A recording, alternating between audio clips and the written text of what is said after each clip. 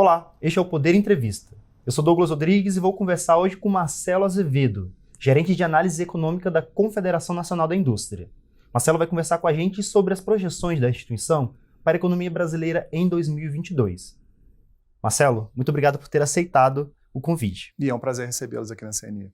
Agradeço também a todos os web espectadores que acompanham a este programa. Essa entrevista está sendo gravada na sede da CNI, em Brasília, em 12 de janeiro de 2022. Para ficar sempre bem informado, ative as notificações e inscreva-se no canal do Poder 360 e não perca nenhuma informação relevante. Marcelo, eu começo já fazendo a nossa primeira pergunta. A CNI espera que a economia brasileira vai crescer 1,2% em 2022, que é um número bastante otimista se comparado a instituições financeiras que vêm fazendo projeções negativas para a economia em 2022. Por quê? Bem, primeiro é importante ressaltar que 1,2% de crescimento em 2022 não é nada extraordinário. Na verdade, é bastante frustrante ainda. A gente está falando de 1,2% para a indústria brasileira, de 0,5% para a indústria brasileira, num cenário que o mundo continua crescendo mais, cresceu mais que em 2021 do que o Brasil, vai crescer mais que o Brasil novamente em 2022, e é um crescimento que nos deixa ainda muito distante de onde já estivemos no passado, né? Muito distante de 2014. A gente teve uma crise depois disso, estava se iniciando uma recuperação em 2019, veio a pandemia, mais um mergulho muito forte. Então, assim, ainda há muito a ser feito para a gente chegar onde já esteve. Então, 1,2 não é um crescimento que seja digno de comemoração de parabéns. Não diria que era exatamente um bom resultado. Mas a gente acredita que, diferentemente talvez do que a gente vê em outras pessoas que estão fazendo essas previsões, é que a gente acredita numa dinâmica muito positiva a partir do segundo semestre, ou pelo menos diferente das outras instituições no segundo semestre. As dificuldades que nós todos estamos vendo, nós instituições, nós pessoas, a gente está falando aqui de inflação, ainda de desemprego alto, um poder de compra reduzido das famílias, isso tudo vai continuar nesse início de ano, vai continuar atrapalhando a economia, a recuperação nesse início de ano. Mais para frente, a gente acredita aí algumas mudanças importantes que vão começar a trazer uma dinâmica mais favorável e, por isso, um resultado talvez mais favorável do que outras instituições. Começando pelo mercado de insumos e matérias-primas. A CNI vem acompanhando disso, isso vem sendo bastante noticiado. Uma das grandes travas para a produção industrial no ano de 2021 foi uma falta de insumos e matérias-primas, um encarecimento muito forte, por uma série de razões, muitas delas ligadas à pandemia. Então, muitas vezes você precisava pagar mais caro, muitas vezes você não tinha disponível aquele insumo, e isso atrapalhou demais a produção industrial. Isso já deve se normalizar ao longo deste ano? A nossa previsão é que isso deve... já no final do ano passado, a gente começou a ter alguns sinais que isso começava a, pelo menos, perder força. Continua sendo um problema muito grave, mas ele não piorou mais no final do ano passado. Alguns fatores importantes, como a questão dos estoques, o próprio acompanhamento de preços. E a pesquisa que a gente fazia da percepção dos empresários com relação ao problema, ela parou de piorar no final de 2021. Depois de muitos trimestres piorando. Então isso começou a dar alguns sinais que isso de fato deve começar a melhorar. Nossa percepção é essa. É claro que alguns produtos devem se tornar, ainda devem ter um problema mais duradouro. Por exemplo, a população sentiu um aumento de preço no mercado automotivo. Os preços dos carros subiram bastante e um dos motivos é a falta de microchips. Alguma ajuda alguma melhora pode ter no setor nos próximos 12 meses? Ou os preços dos carros ainda vão continuar salgados? A diferença que a gente vê com relação a 2021 é que vai deixar de ser uma coisa generalizada. A gente faz perguntas, questionários, envia pesquisas com empresários de todas, empresas, portes, setores, regiões do país. E a percepção dessa falta ou de encarecimento das matérias-primas era muito generalizado. O que a gente acredita é que isso vai deixar de ser generalizado, mas vai continuar em alguns setores. Infelizmente, a questão de automóveis é uma que, ao envolver muitos insumos, muitos setores diferentes, uma coordenação muito grande de setores, pessoas, transportes, empresas, é mais difícil de conseguir uma resolução disso no curtíssimo prazo. Melhorar deve melhorar, mas é um dos setores que a gente acredita que ainda vai estar percebendo essa dificuldade acima do que era antes da pandemia por mais algum tempo. Uhum. Mas é um setor que vai crescer em 2022? O número de venda de carros, por exemplo, deve continuar aumentando? Isso pode ajudar o PIB? Certamente, é um setor muito importante para a indústria como um todo, é um setor que envolve muitos outros setores, aumenta a produção de automóvel, puxa muitos setores. A gente acredita que de fato vai haver um crescimento, mas ainda baseado com um ano que foi ainda um ano relativamente fraco, que foi o ano de 2021. Uhum. Então pode ter uma melhora, mas apenas percentual, porque a base de 2021 foi baixa. Certamente vai ajudar muito, porque a base de comparação é baixa. Assim como em 2021, a indústria automobilística foi um que sofreu bastante com a pandemia. Ela praticamente paralisou suas atividades em março e abril lá de 2020, quando teve a primeira onda ali da pandemia. Então, 2021 já foi um crescimento com 2020, mas tiveram quase 2 anos sem produção, 2 meses sem produção em 2020. A gente vai ter um crescimento em 2022, baseado ainda num ano relativamente mais fraco para o setor, infelizmente. E eu queria saber a avaliação de vocês sobre o setor de serviços e comércio também. Acho que quando as projeções foram feitas, não se esperava uma piora da pandemia, como, por exemplo, a variante Ômicron, que vem se alastrando há pouco tempo. Isso pode ter algum impacto no setor e puxar para baixo o crescimento? É possível, porque a gente, ao fazer nossas previsões, é claro que já estava, a variante já estava por aparecer, mas não percebíamos ainda uma mudança nos hábitos dos consumidores na economia brasileira ainda muito significativa. O que a gente percebe nas últimas semanas é que o setor de serviços pode novamente sofrer uma desaceleração, especialmente aqueles serviços voltados para as famílias, que ainda era o setor de serviços, que ainda estava abaixo do pré-pandemia. Então, a gente está falando de serviços como manicure, cabeleireiro, hotelaria, restaurantes. Todos esses serviços ainda estavam abaixo do pré-pandemia. O restante dos serviços já tinha ultrapassado o nível pré-pandemia. Então, tinha um espaço de recuperação aí grande.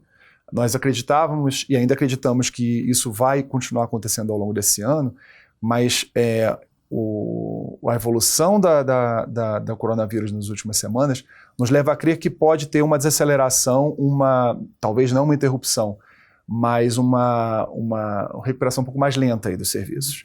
Isso, de fato, pode prejudicar um pouco esse início de ano.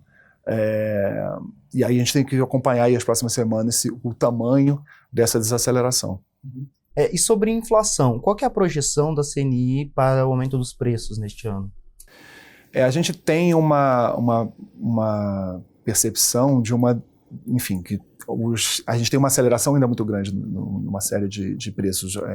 Ainda estão com variações ainda muito fortes. Se comparação em 12 meses, a gente viu como fechou o ano acima de 10%. Mas vários dos fatores que vêm impulsionando isso não devem mais acontecer nesse ano de 2022. Isso não quer dizer que vai ter uma queda muito grande dos preços, não haverá. Mas quando a gente fala de inflação, por mais que alguns preços continuem altos, e é o caso de alguns insumos que devem permanecer com preços altos, não devem se qualificar, se transformar numa inflação muito alta para 2022. Na medida que essas pressões vão caindo, a gente acredita numa queda da inflação razoavelmente forte. A gente está prevendo para o final do ano uma inflação de 5%, metade desse ano. Muito por conta dos alimentos, que no ano passado tiveram uma pressão muito forte. Não acreditamos numa nova pressão tão forte. No caso de alimentos, pode até ter algumas quedas de preços. Na questão de industriais, por conta dessa nossa percepção de uma melhora da questão do mercado dos insumos, os preços também devem deixar de crescer, isso também vai permitir uma queda na inflação. Administrados, a gente vai ter ainda um aumento por conta da energia, mas não tão forte como no passado, possivelmente, e de outros. E essas recentes chuvas pode aliviar os preços da luz, de energia no próximo ano? Então, ajuda não só da energia, como também do restante da economia por conta disso, né? Um preço muito, muito importante. Mas parte dos preços ainda vão continuar sendo recontratados por questão dos contratos e ainda vão estar trabalhando nos preços das tarifas que foram majoradas no ano passado. Então ainda se deve ter algum aumento nos preços de energia, apesar das chuvas. Mas certamente é muito importante quando a gente fala de médio, de longo prazo também, ou mesmo para a segunda metade desse ano e para o próprio abastecimento, que é uma pressão que se reduz certamente, uma pressão que foi adicional e já atrapalhou bastante no ano passado também. Uhum. Um dos componentes que aumentou muito o preço foi o setor de transportes, segundo o IBGE. Muito por causa dos combustíveis, como gasolina, diesel. Isso vai se repetir no próximo ano? Neste ano? É outro fator que a gente não acredita que vai se repetir. Infelizmente, não acreditamos na queda nos preços da gasolina. Não está na nossa conta. Então a gasolina vai subir? Não diria que vai subir necessariamente, mas se acontecer, não vai ser na mesma medida que no ano passado. A gente não espera uma mudança no dólar tão significativa como houve no ano passado. Ainda deve oscilar bastante, infelizmente. Isso também responde aí pela alta da gasolina. A própria recuperação no mundo deve ser acompanhada de uma produção maior da gasolina, com um pouco menos de incertezas que no ano passado. Isso deve permitir pelo menos uma manutenção dos preços. Infelizmente, ainda nesse patamar talvez um pouco mais alto.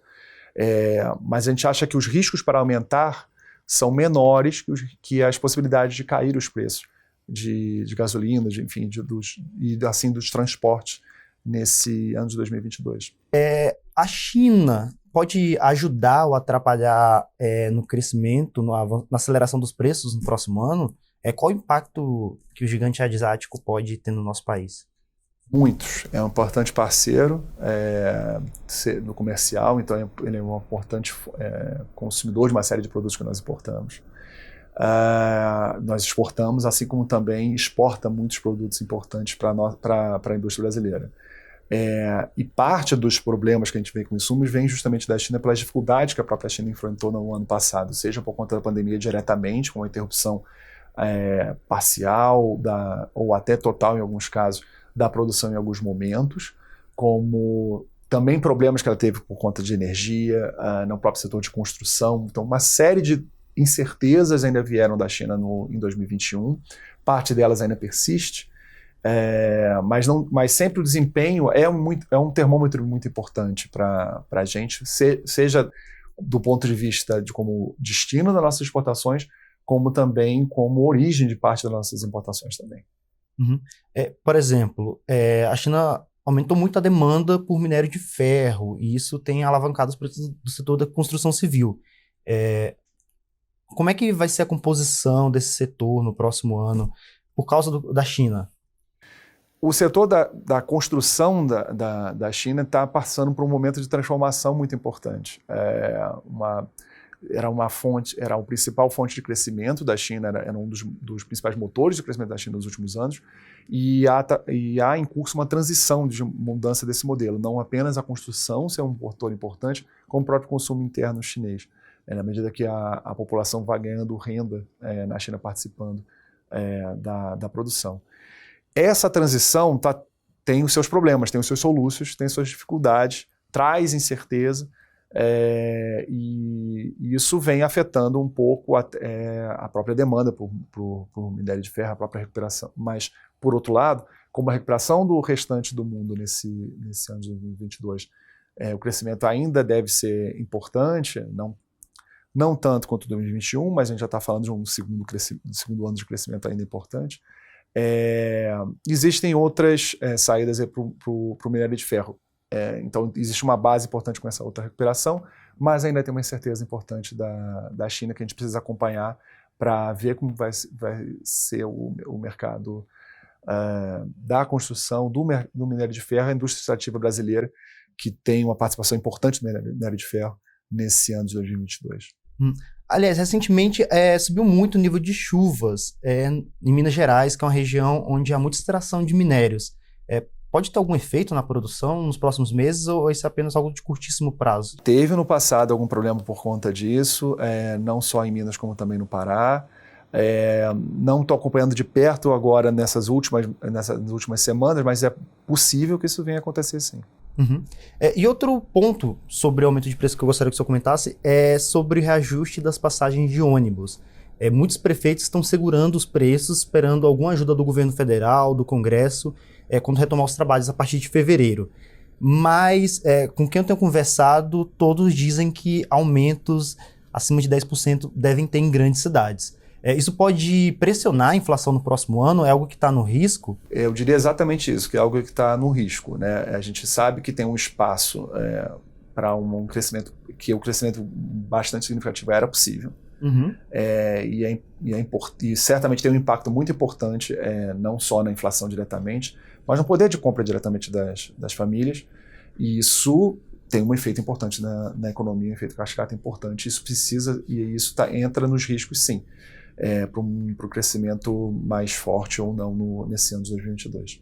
Mas essa possibilidade de aumento já está precificada na projeção de inflação de 5% ou é um risco que pode se concretizar ou não nos próximos meses? A gente acredita que teria um crescimento, costuma acontecer nessa época todos os anos. A gente sabe também que nesse ano em particular, pelo grande aumento da gasolina nos anos anteriores, que poderia ser bastante significativo acima da média, talvez, de anos anteriores. Preferimos trabalhar com a média, apontando que existe de fato esse risco, e isso a gente vai continuar acompanhando. Caminhando para a reta final da entrevista, eu gostaria de saber uma avaliação sobre a economia norte-americana.